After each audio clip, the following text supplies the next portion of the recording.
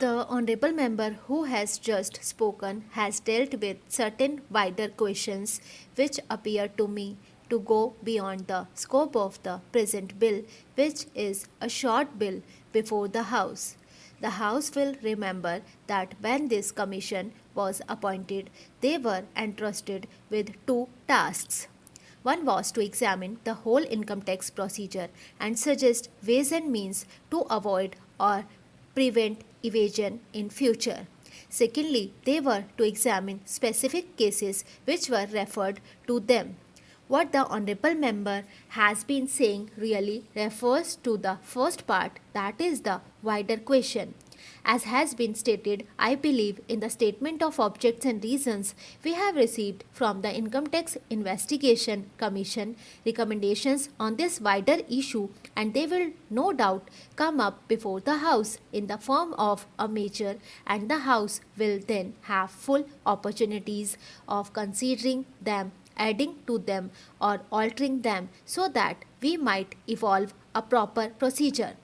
The sole question before the House now is what to do with the inquiry part of the Commission's work with regard to certain cases that were referred to them. Now, I would like the House to remember that this is not a roving inquiry. This inquiry has been confined to a certain number of specific cases referred to them up to a certain date. No further cases can come up before them.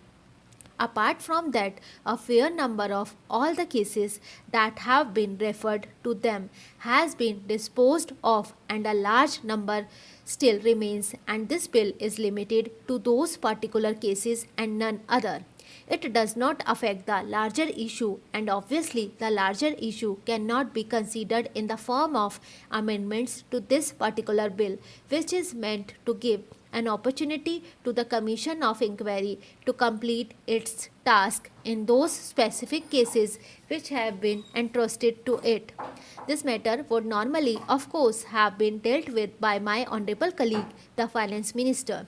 Unfortunately, he is not here, but I should like to inform the House that next only to the Finance Minister, I have taken a great deal of interest in the work of this Commission, more perhaps than any other of my colleagues.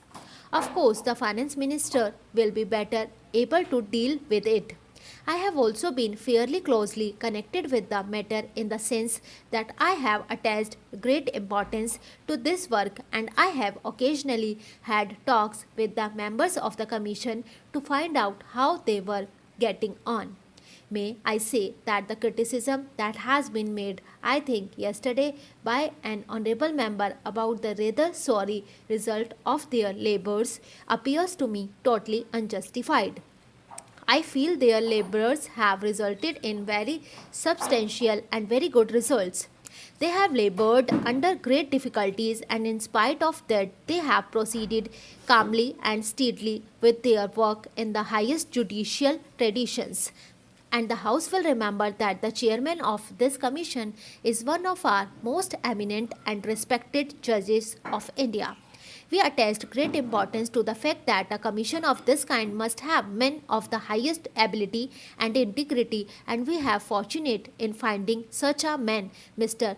Vardhachari.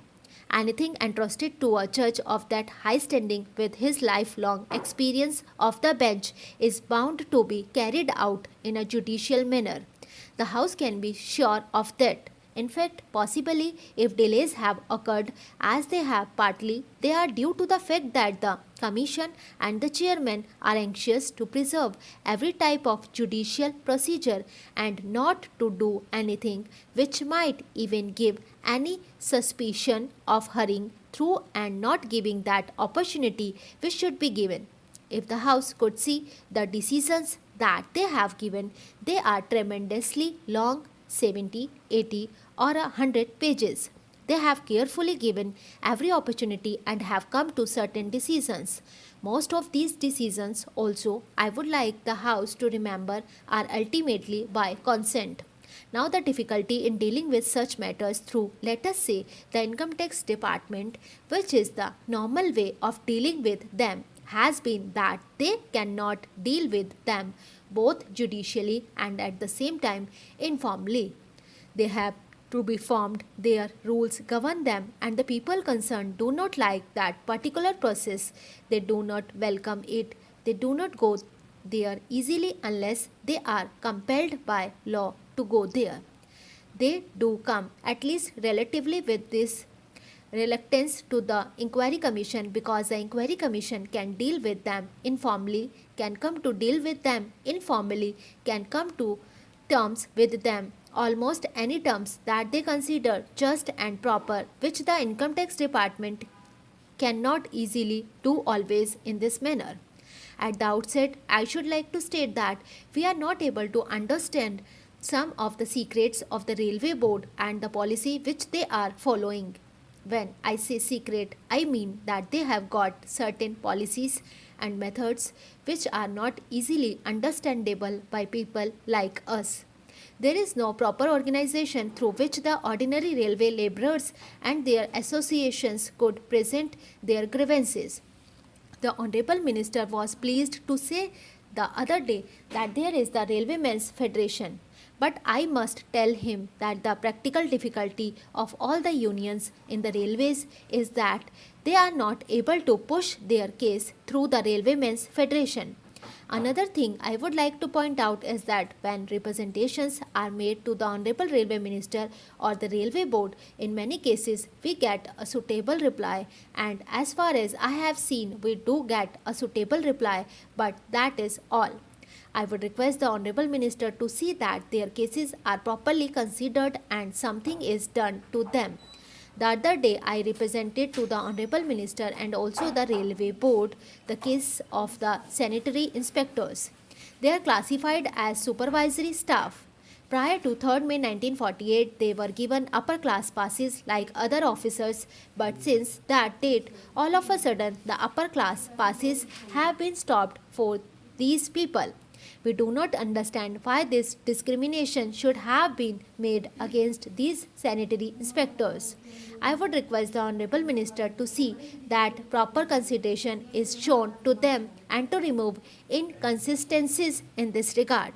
Even though repeatedly representations have been made to the Railway Board and the Honorable Minister, the case of the running staff has never been properly considered at all.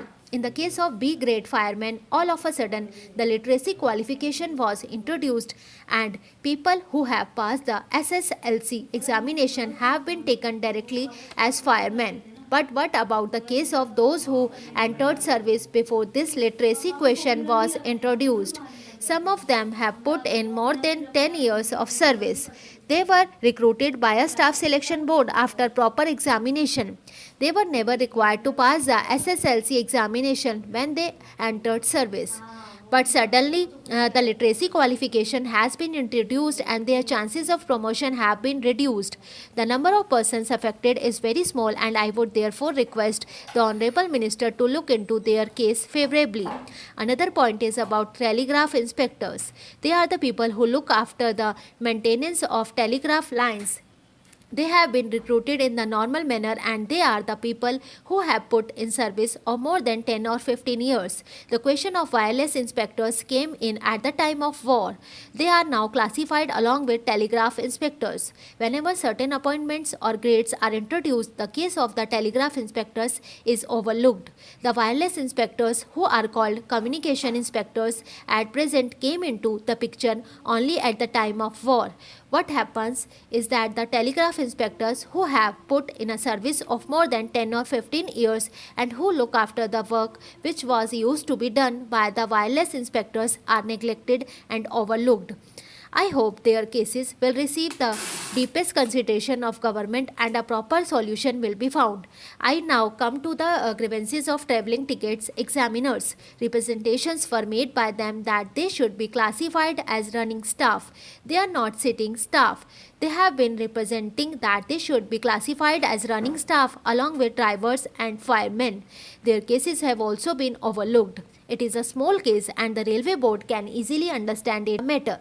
There are ever so many things, but I do not want to mention them all. I do not understand this of the delay. According to the Railway Board, delays means 10 years.